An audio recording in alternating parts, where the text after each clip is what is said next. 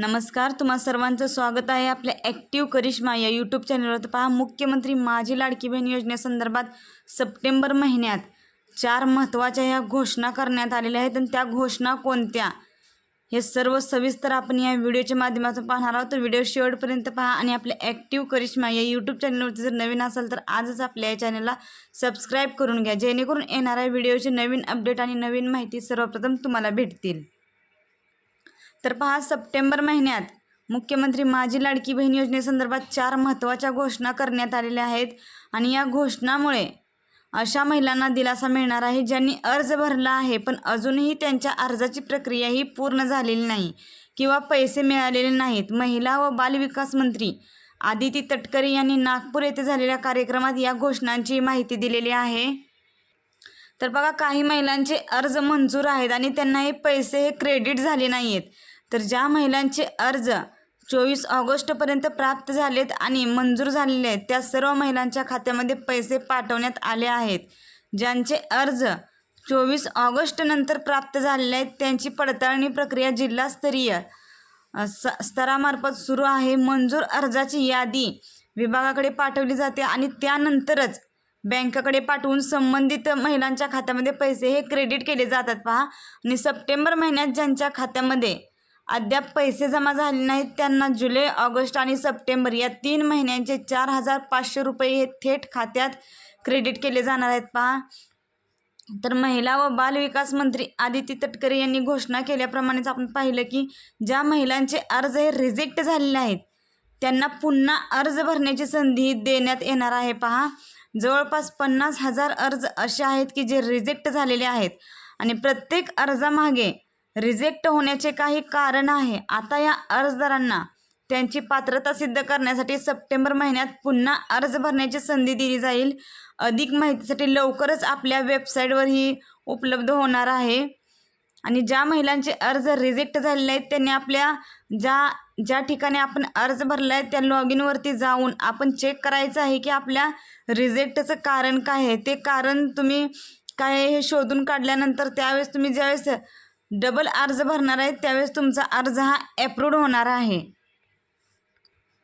तर पहा, काही महिलांचे खाते हे बंद असल्यामुळे बँक त्यांचे पैसे हे कट करत आहे अशी माहिती समोर आलेली आहे. तर बँकेने पैसे कट केल्यास त्या महिलांना दिलासा मिळणार आहे. पहा, ज्या महिलांच्या खात्यात पैसे पोहोचले आहेत पण बँकेने पैसे कट करून घेतले आहेत त्यांना देखील दिलासा मिळणार आहे अशी माहिती महिला व बालविकास विभागाने दिलेली आहे. पहा, आणि काही महिलांच्या अशा तक्रारी आहेत की त्यांचे पैसे हे कट झालेले आहेत तर त्यांची दखल घेतली आहे आणि त्यांना योग्य तो निर्णय घेतला जाणार आहे. तर पहा, मुख्यमंत्री माझी लाडकी बहीण योजनेसाठी महत्त्वपूर्ण घोषणा करण्यात आली आहे. आणि या घोषणेतून जे कोणी महिला अर्जदार असतील या अर्जदारांना दिलासा मिळणार आहे. पहा, तर मुख्यमंत्री माझी लाडकी बहीण योजनेसंदर्भात सप्टेंबर महिन्यात 4 महत्त्वाच्या घोषणा करण्यात आलेल्या आहेत ज्यामुळे अनेक महिलांना दिलासा मिळणार आहे. या घोषणांची माहिती नागपूर येथे झालेल्या कार्यक्रमात महिला व बालविकास मंत्री आदिती तटकरे आणि पालकमंत्री अब्दुल सत्तार यांनी दिले आहेत. पहा, तर नक्की त्या कोणत्या 4 घोषणा करण्यात आल्यात हे आपण सर्व पाहणार आहोत. पहा, तर पहा, ज्या महिलांचे अर्ज हे रिजेक्ट झालेले आहेत त्यांना आता या अर्जाचे कारणाचे तपशील मिळण्याची संधी मिळणार आहे.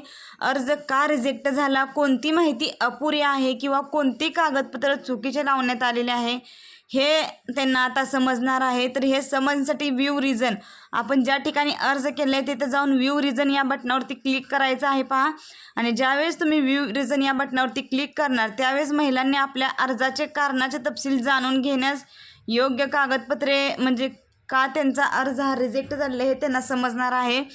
तर ज्या महिलांचा अर्ज रिजेक्ट झालेला आहे त्यांनी व्ह्यू रिझनमध्ये जाऊन योग्य ती कागदपत्रे तयार ठेवावीत जेणेकरून पुढील ज्यावेळेस त्यांना संधी मिळणार आहे रिसबमिट करण्याची त्यावेळेस ती माहिती सर्व भरताना अचूकपणे भरता येईल. दुसरी गोष्ट म्हणजे मुख्यमंत्री माझी लाडकी बहीण योजनेसंदर्भात मिळालेली रक्कम, पीक विमा, पीक कर्ज किंवा कोणत्याही शासकीय योजनेचे अनुदान कपात न करता पूर्णपणे लाभार्थ्यांना देण्याचे निर्देश पालकमंत्री अब्दुल सत्तार यांनी बँक प्रतिनिधींना दिलेले आहेत. पहा, महिलांच्या बँक खात्यात जमा झालेली रक्कम कोणत्याही शुल्काच्या बाबतीत कपात न करण्याचे निर्देश देण्यात आलेले आहेत आणि बँकांना कोणत्याही प्रकारची कपात करण्यास मनाई करण्यात आली आहे, ज्यामुळे महिला या योजनेचा संपूर्ण लाभ घेऊ शकतील आणि त्यांना या योजनेचा संपूर्ण लाभ हा मिळणार आहे.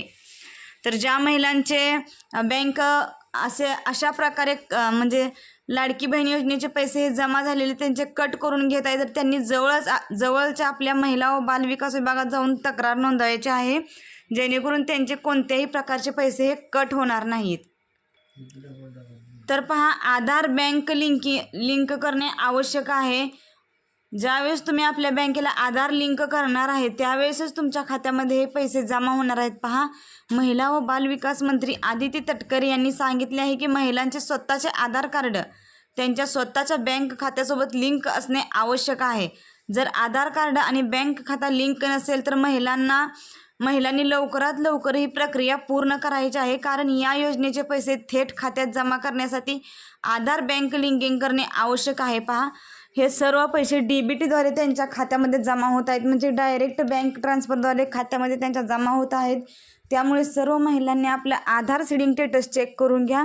मी डिस्क्रिप्शन बॉक्समध्ये तुम्हाला एक लिंक देत आहे, तो व्हिडिओ तुम्ही संपूर्ण पाहून घ्या आणि कशा पद्धतीने आपल्या बँकेत आधार सीडिंग आहे की नाही हे चेक करायचं, त्याच पद्धतीने तुम्ही चेक करायचं आहे. पहा, आणि ज्यावेळेस तुमचं आधार सीडिंग स्टेटस हे ॲक्टिव्ह येणार आहे त्यावेळेसच तुम्हाला या योजनेचा लाभ भेटणार आहे. पहा, आणि अशाच नवनवीन व्हिडिओच्या आणि माहितीच्या अपडेटसाठी आजच आपल्या ॲक्टिव्ह करिश्मा या यूट्यूब चॅनलला जरूर सबस्क्राईब करून घ्या, जेणेकरून येणारी नवीन माहिती आणि नवीन अपडेट सर्वप्रथम तुम्हाला भेटतील. हा व्हिडिओ जास्तीत जास्त महिलांना शेअर करा, जेणेकरून त्यांना सप्टेंबरमध्ये एकूण 4 कोणते बदल करण्यात आले हे सर्व सविस्तर समजेल.